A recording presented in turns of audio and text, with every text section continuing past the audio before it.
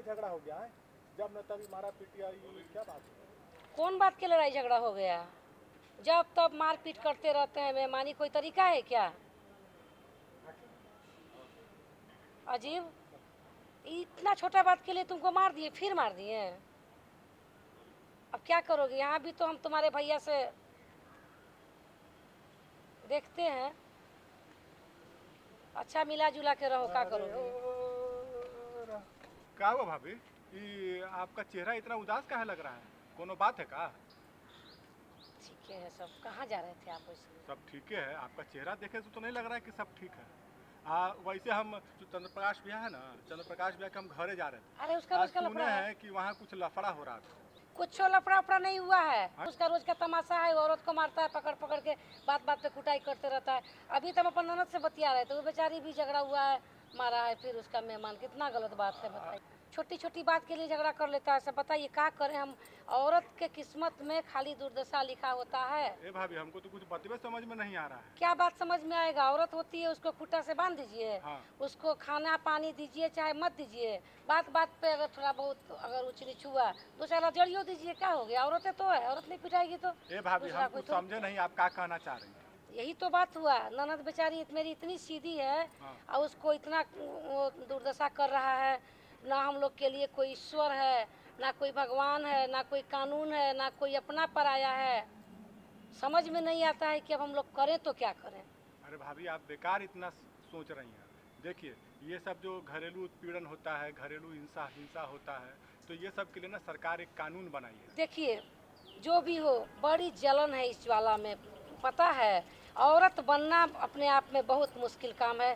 कोई समझता नहीं है और बड़ी परेशान है हम अपन ननद को लेके। इसका तो रोज का तमाशा है। अभी आप कहिएगा यही कि उसका भी वही रोज का तमाशा है, तो है ये है। ए भाभी, अगर ये रोज का तमाशा है ना, तो हाँ। इसका उपाय भी है।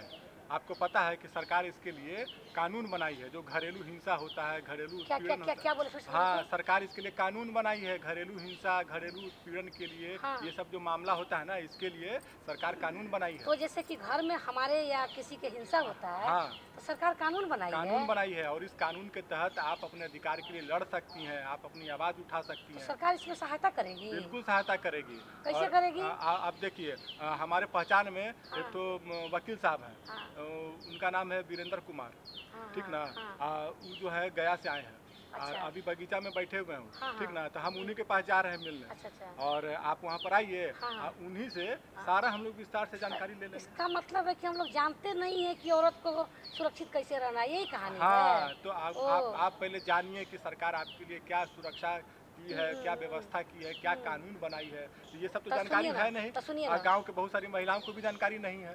तो वीरेंद्र सर जो है ना, हाँ। वो सब हम लोग को जानकारी दे देंगे। आप भी वहाँ आइए और सब कुछ जानिए, क्या है जानकारी लीजिए। और आपके माध्यम से गाँव के बाकी महिलाओं को भी आप बताइए। तो आप एक काम कीजिए, हाँ। ओकरा घरे नहीं जाइएगा जो सब लड़ रहा है। हाँ। वो सबका रोज का है। पहले हमको बता दीजिए कि सरकार कैसे सहायता करती है, हम जान लेते हैं। उसके बाद उसको भी हम बताएंगे वो औरत का बड़ा तो दुर्दशा हम बताएंगे। अरे हाँ। हम जा रहे हैं, वहीं अधिवक्ता हैं, हाँ, वकील हाँ, साहब हैं, वहीं पर हम रहेंगे। और आप वहाँ पे पहुँचिए। ठीक और है। जितना जानकारी होगा ना, या मन में कोई बात है, हाँ। क्या कानून है, अरे बातें बात है, एगो हाँ, बात हो तब तो ना, सब पूछ बातें बात लीजिएगा, है। पूछ लीजिएगा। ठीक ना? तो आप आइए। तो हम उसमें एक औरत के लिए बताएंगे कि सब औरत के अरे लिए सबके लिए ना, नियम तो सब औरत के लिए है। अच्छा। लड़कियों के लिए है, महिलाओं के लिए कानून बना हुआ है। तो आप आइए, तो वहाँ जानकारी लीजिए क्या है। अच्छा, सब कुछ जानकारी मतलब आप आपके भैया भी झगड़ा हमसे कम करेंगे अगर हम जान जाएंगे तो? आप भैया के बात मत बोलिए। ठीक ना? अच्छा। हाँ। हाँ, और बाकी जो ननद का बात है, हाँ। ये जो वीरेंद्र हाँ, भैया के हाँ, घर वो जो सब लड़ रहा हाँ, है। ये जो चंद्रप्रकाश भैया के हाँ, घर हाँ, सब हो रहा था, तो वीरेंद्र जी सब कुछ बताएंगे कि ठीक क्या है, कानून। ठीक है, हम जा रहे हैं। हाँ। और आप पहुँचिए वहाँ। ठीक है। चलिए ना, हम भी पूछ लेंगे अपने बारे में। हाँ। हम भी कम देंगे थोड़ी होती है। हाँ, तो आप आइए, हम वहीं पर रहेंगे। चलिए ठीक है, चलिए। सर, हमारे गांव में सर ये महिलाओं को लेकर सर काफ़ी देखा गया है कि मारपीट की घटना, उत्पीड़न की घटना, उनके साथ दुर्व्यवहार किया जाता है। तो ऐसी घटनाएं हम अक्सर देखते भी हैं अपने गांव में। और एक तो हमारी भाभी हैं, वो भी काफ़ी मतलब उदास थी, तो हम पूछे क्या बात है, तो थोड़ा कुछ इसी तरह का मामला सामने आया। तो अभी आने वाली भी है, तो पूछेंगी कि क्या है नहीं है, क्या इसके लिए कानून है। दीदी आ भी गई। नमस्ते भाभी। नमस्ते। नमस्कार। बैठे भाभी। सर, जो हम बात कर रहे थे कि महिलाओं पर जो उत्पीड़न होता है, दुर्व्यवहार होता है, सर इसके लिए जो कानून बनाया गया है सर, ये इस कानून के बारे में सर हमारे दर्शकों को आप बताएं। सबसे पहले मैं बता दूं, महिला उत्पीड़न के निवारण के लिए 9 दिसंबर 2013 में एक कानून बनाई गई, अस्तित्व में लाई गई, और उस कानून के डर से कुछ हद तक महिला उत्पीड़न कम हुई है। फिर भी महिला उत्पीड़न समाप्त करने के लिए सामाजिक जागरूकता फैलानी होगी। बिल्कुल। और हम तो सरकार से मांग करते हैं कि कानून के जगह पर आप नीचे लेवल से शिक्षा में, स्कूली शिक्षा में नैतिक शिक्षा का एक भी पाठ पढ़ाया जाए, कोर्स में शामिल किया जाए, पाठ्यक्रम में शामिल किया जाए, ताकि जब बेहतर वातावरण मिलेगा समाज को, तो स्वाभाविक है हमारे यहाँ पुरुष प्रधान देश का तमगा है, उस तगमा को हटाना होगा। अगर मर्दानगी ही दिखाना है तो कहीं और क्षेत्र में दिखाए, आप महिला पर ही मर्दानगी क्यों दिखाते हैं? तो सर ये जो कानून बनाया गया, तो इस कानून बनाने के पीछे क्या मकसद रहा होगा, आखिर इसकी ज़रूरत क्यों पड़ी? इसकी ज़रूरत बहुत ज़रूरी है, क्योंकि आज देश की आधी आबादी कदम से कदम मिलाकर चलने के तैयार बैठी है, और हर जगह, चाहे शिक्षा के क्षेत्र में हो, कृषि के क्षेत्र में हो, किसी भी क्षेत्र में हम लोग के कंधे से कंधे मिलाकर चल रही है। लेकिन उन लोगों के वर्किंग पैलेस पे, कार्यस्थल पर यौन शोषण, हमारे घर की लड़कियां अगर स्कूल जा रही है, कॉलेज जा रही है, तो फफ्तियाँ कसना, तो उसको रोकने के लिए ये कानून बहुत ज़रूरी था, और ये कानून को कठोरता के साथ अमल में लाना चाहिए। तो सर ये कानून के बारे में जैसे बहुत लोगों को पता नहीं है ना, तो गांव में जैसे महिलाओं को पता नहीं है, शादीशुदा महिलाएं भी हैं, लड़कियां भी हैं, तो उनको मालूम नहीं है कि महिला उत्पीड़न का कोई कानून है। तो ये कानून जो बना है, ये उन तक कैसे जाए, उनको कैसे मालूम चले कि महिला संरक्षण के लिए या महिलाओं के लिए ये एक कानून बना है, उसके लिए सरकार क्या कर रही है? सरकार तो कानून बना दी, ठीक है, लेकिन कैसे उस पर अमल हो, और हमारी गांव घर की महिलाएं भी उसको जानकारी हो कि हमारे सुरक्षा के लिए कानून बनाई है सरकार ने। तो सबसे पहला, जितने भी महिला संगठन हैं, सामाजिक संगठन है, राजनीतिक पार्टियां हैं, सबको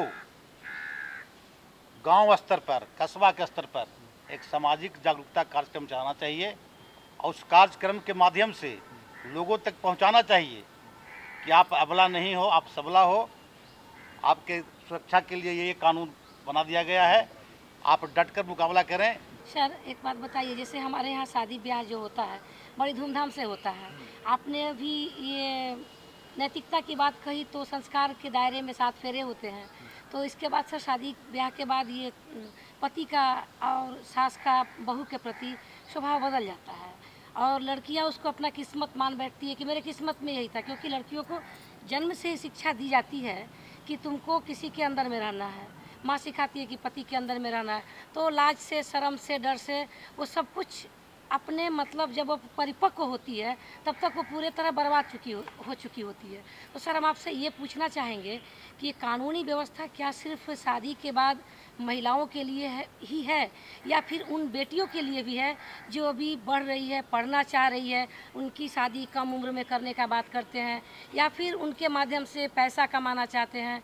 तो नैतिकता या फिर जागरूकता या फिर कानून के संरक्षण की बात महिलाओं के लिए ये शुरू कहाँ से होती है, आप हमें इसके बारे में अच्छे से बताएं। 9 दिसंबर 2013 को जो महिला उत्पीड़न का निवारण के लिए कानून बना, उसमें सिर्फ शादीशुदा महिला शामिल नहीं है, घर की बहू, बेटियां जो स्कूली शिक्षा प्राप्त कर रही है, कॉलेज में पढ़ रही है, और जो हमारी माँ बहनें काम कर रही है, प्राइवेट सेक्टर में काम कर रही है, खेत में खलिहान में सरकारी सेक्टर में काम कर रही है, तो सबों के लिए है। लेकिन दिक्कत कहाँ पर हो रही है कि अधिकांश, खास करके ग्रामीण इलाकों में, लोक लज्जा के डर से बदनामी के भय से जी उसके साथ जो घटना घटती है, उसके साथ उत्पीड़न होता है, जी उसको छुपा लेती है जी और वहीं पे अपराधी का मनोबल बढ़ता है। बढ़ता है जी तो उसको मनोबल को डाउन करने के लिए जी और ख़ास करके माँ जो अपनी बेटी को शिक्षा देती है, संस्कार देती है, तो शिक्षा संस्कार तो जरूरी है ही, उसके साथ साथ उसके अधिकार के बारे में भी लोगों को बताना होगा। और उसमें हम समझते हैं कि जितने भी महिला संगठन हैं उनको भी बढ़ चढ़ के हिस्सा लेना चाहिए और उसका क्या क्या अधिकार है वो अबला नहीं है, उनको बताने की ज़रूरत है और मनोबल बढ़ाने की ज़रूरत है।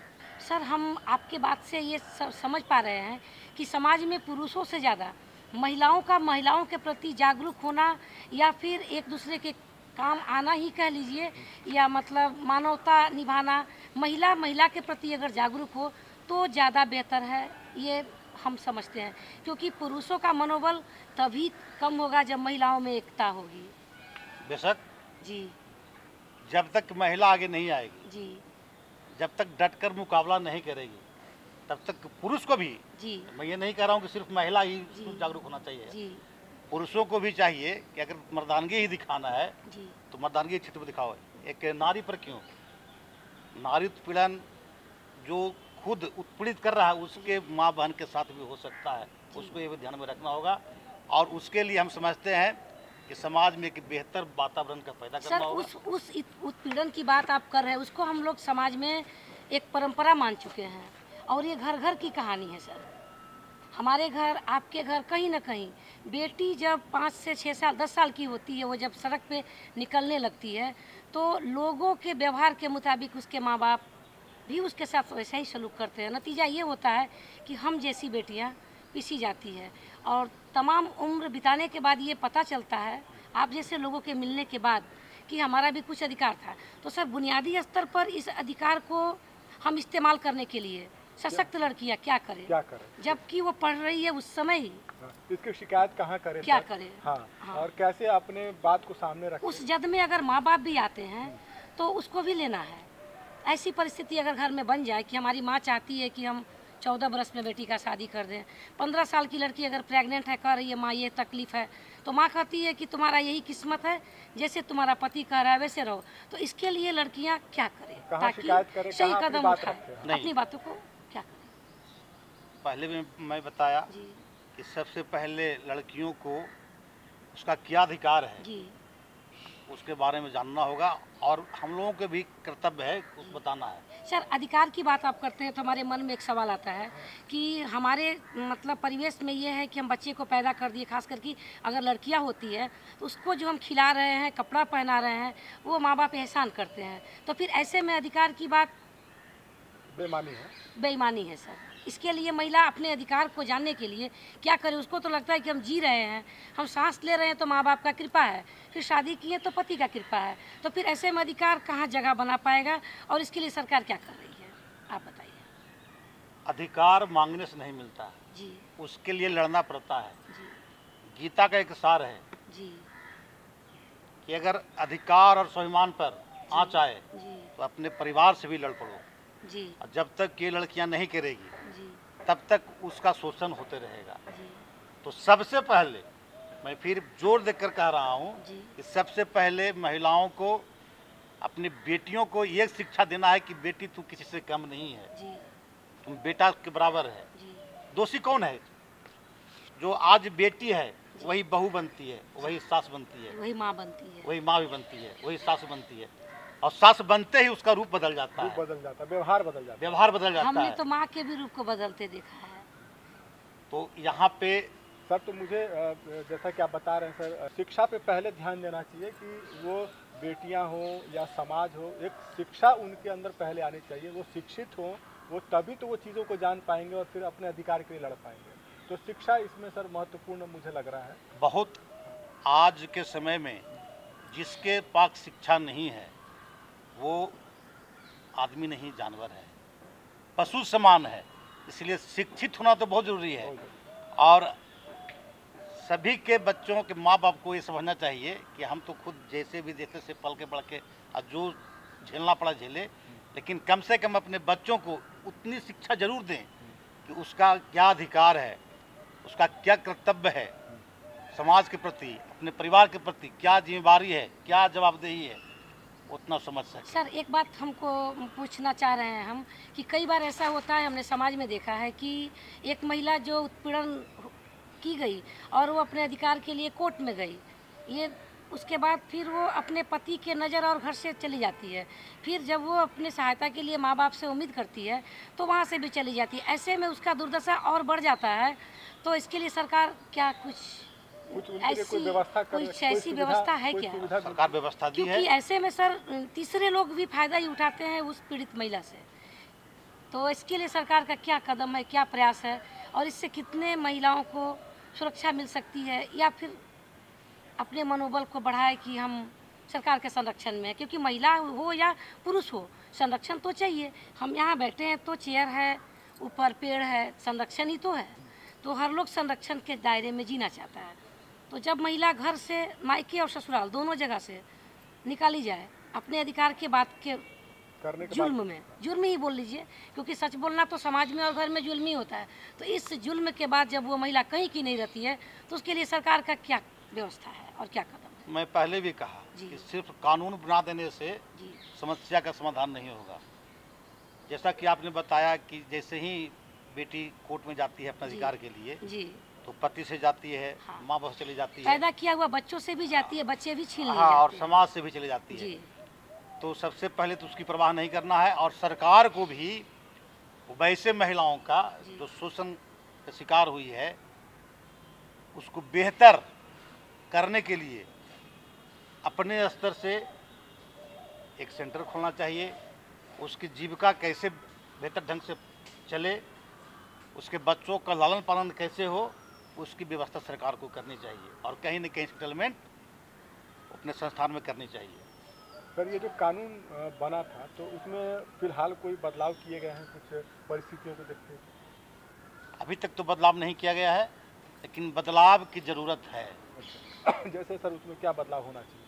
मैं अभी बताया कि कानून के साथ साथ जो पीड़ित है, जो विक्टिम है, उसको किस तरह से समाज में सर उठा करके चले, उसके लिए एक मोरल शिक्षा देनी चाहिए, और उसके लालन पालन की जीविका के साधन के लिए सरकार को व्यवस्था करनी चाहिए। या तो लोन के माध्यम से अपना बिजनेस स्थापित करे, तो स्वरोजगार के लिए, या फिर कहीं न कहीं प्राइवेट सेक्टर में, सरकारी सेक्टर में अगर जगह बनती है तो उसमें सबसे पहले वैसी महिलाओं को आरक्षण मिलनी चाहिए जो शोषित है, पीड़ित है, उसके बाद ही महिला को मिलना चाहिए। अच्छा, ये अगर सर कोई महिला अगर अपने अधिकार की बात करती है तो अपनी शिकायत लेकर वो पहले कहाँ पे जाए, किससे शिकायत करे?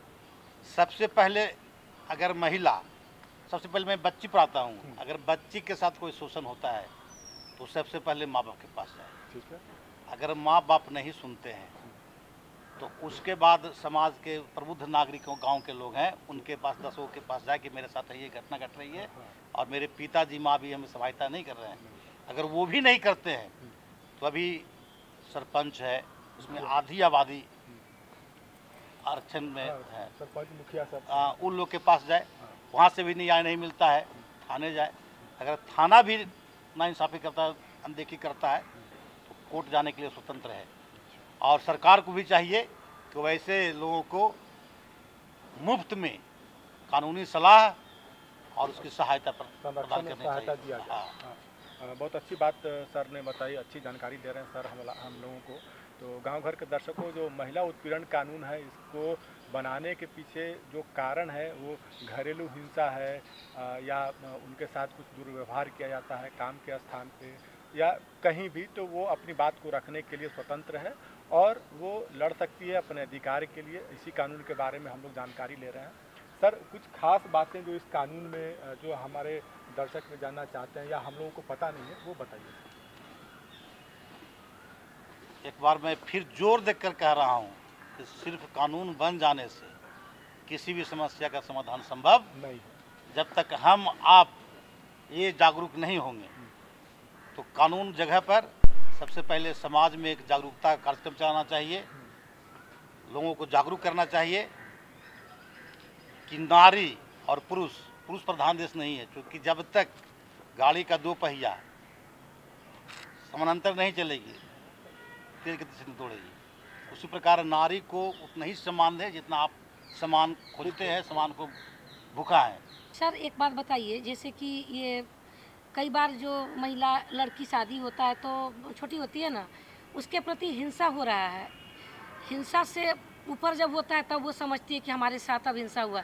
तो हिंसा की शुरुआत जो होती है छोटी छोटी बातों से होती है, दहेज को लेकर, हाँ। या फिर तुम ऐसे काम नहीं कर रही हो, ऐसे खाना नहीं बना रही हो, तुम्हारे माँ बाप ऐसे, ऐसा बोल के उस पर इल्ज़ाम लगाए जाते हैं, फिर उसको मारते पीटते हैं। तो सर कहाँ तक ये सही है कि हमारे ऊपर जो भी इल्ज़ाम लगाया जाए उसको हम चुपचाप सुने या उसका विरोध करें? सबसे पहले अन्याय करना जी और अन्याय सहना जी दोनों बराबर जुर्म है। जी छोटे उम्र में शादी, जी उसके लिए भी सरकार कानून बना रखी है, बाल विवाह को रोकने के लिए कानून अपराध है। कानून अपराध है। तो बाल विवाह जहाँ भी हो रहा हो तो सबसे पहले तो उस बच्ची का सबसे पहले वहाँ रोका जाए। एक सवाल सर और बीच में पूछते हैं हम। कई बार ऐसा होता है कि लोग शादी करके आते हैं और फिर पुरुष प्रधान देश तो हमारा भारत शुरू से है, सनातन धर्म में पुरुष प्रधान को ही मान्यता दी जाती है, लेकिन कई लोग पति जो होते हैं पत्नी पे निर्भर हो जाते हैं कि तुम कमाओगी हम खाएंगे, जबकि ऐसी परिस्थिति में महिलाओं के पास ना कोई हुनर होता है ना पढ़ी लिखी होती है। तो ऐसे में सर होता ये है कि उसके पास कुछ भी रास्ता नहीं बच जाता है, वो मानसिक रूप से वो विकृत हो जाती है। और फिर उसके बाद एक बहुत ही छोटा सा शब्द है, दर्शकों को सुन के बुरा लगेगा, वो इल्ज़ाम उस पर लगा दिया जाता है। तो क्या ये घरेलू हिंसा है या सिर्फ ऐसे ही बातचीत का एक बात है? सबसे पहले जो आपने बताया कि पुरुष प्रधान देश, जी इस मानसिकता को दूर करना होगा। जी और दूसरी बात आपने कहा, सनातन धर्म का नाम लिया। जी सनातन धर्म जगह पर जी सबसे पहले मानवता धर्म ऊपर हो, जी और जिस दिन ये दोनों हो जाएगा तो हम समझते हैं कि स्वतः जो घरेलू हिंसा है, महिलाओं के प्रति लोगों के खेत दृष्टि देखने की भावना है। सर हमने जो पूछा ये बात नहीं आप बताए हैं, अभी बताइए, क्लियर कीजिए कि हम इस चीज़ से महिलाओं को पीड़ित देखते हैं। तो पूछा कि पुरुष जो महिला के कमाई खाने पे निर्भर हो जाते हैं और महिला में कोई स्किल है नहीं, कुछ उसमें गुण है नहीं, पढ़ी लिखी है नहीं, तो ऐसे में सर तो ऐसे में तो रोजगार कर नहीं सकती है, वो मानसिक रूप से सर वो विकृत हो जाती है और उस पे के बाद उस पर एक बदचलन का इल्ज़ाम लगा दिया जाता है। तो क्या ये हिंसा का एक हिस्सा है या ये बातचीत का हिस्सा है, ये बताइए आप हमको। अगर कोई इल्जाम लगा रहा है जी सबसे पहले उसका विरोध करना चाहिए। जी और दूसरी बात, अगर उसके पति जी उसकी कमाई पर निर्भर रहता है जी तो हम तो उस महिला को भी दोषी देते हैं जी कि आप पति को अपने कमाई पर निर्भर कर दिए हैं। जी इसीलिए उसको हर तरह से मनोबल को ऊंचा उठाना चाहिए जी कि आप भी कुछ कीजिए, आपके पास भी 2 हाथ है 2 पैर है, जी मेरे पास भी वही है, तो हम कमाई तुम क्यों खाओगे। जी सर आप बहुत अच्छी बातें हमारे दर्शकों को बता रहे हैं। सर हम चाहते हैं कि आप हमारे दर्शकों को एक प्यारा सा संदेश उनको दीजिए इस कानून के बारे में। प्रसार भारती के माध्यम से सभी बिहार के नागरिकों, देश के नागरिकों से अपील करते हैं कि बेटी भी कमज़ोर नहीं है, ये आप अपने मन में रखिए। और जिस तरह बेटे को आप बहुत ऊंचा आगे भेजना चाहते हैं, पढ़ाना चाहते हैं, वही शिक्षा बेटी को भी दें। और आस पड़ोस में जो महिलाओं के साथ ज़्यादतियाँ हो रही है, दुर्घटनाएं घट रही है, उसके रोकने के लिए ये मत सोचिए कि वो फलाने की बेटी है हमारी बेटी नहीं है, होता होने दे। आप जिस तरह अपने बेटी के साथ व्यवहार करते हैं, अपने बहू के साथ व्यवहार करते हैं, उसी प्रकार दूसरे की भी बेटी बहू को माने, बहन को माने। और फिर एक करबद्ध प्रार्थना करते हैं कि समाज के प्रति आपकी भी जवाबदेही है, उसको बखूबी निभाएं। क्या खूब कहा है सर आपने, समाज के प्रति हमारी भी जवाबदेही है। सर आप यहाँ पर आए और हमारे दर्शकों को इतनी अच्छी जानकारियाँ दी सर, इसके लिए आपका बहुत बहुत धन्यवाद। बहुत बहुत धन्यवाद। दर्शकों, तो हम लोग महिला उत्पीड़न कानून पे बात कर रहे थे। उम्मीद करते हैं कि आप काफ़ी कुछ जाने होंगे, आपको काफ़ी कुछ जानकारी मिली होगी। फिर भी आपको हमसे कुछ पूछना है या आप हमसे कुछ जानना चाहते हैं तो आप हमें हमारे पते पर लिख सकते हैं। हमारा पता है कार्यक्रम गाँव घर, निदेशक दूरदर्शन केंद्र, फ्रेजर रोड पटना 8,01,। और हमारा ईमेल आईडी है directorddkpatna@gmail.com। तो ये तो हो गई पते की बात। और अब घड़ी इशारा कर रही है आपसे विदा लेने का। तो विदा लेने से पहले हम एक लोकगीत दिखाते हैं दर्शकों को। तो दर्शकों को एक प्यारा सा लोकगीत आप देखिए, इसका आनंद लीजिए और हमें हमारी पूरी गांव घर की टीम को दीजिए इजाज़त। हम लोग मिलेंगे अगले अंक में कुछ नए विषय के साथ। तब तक के लिए नमस्कार। जननी बिसर को ना दुख साहबे, मैया के चरण में भजन करबे।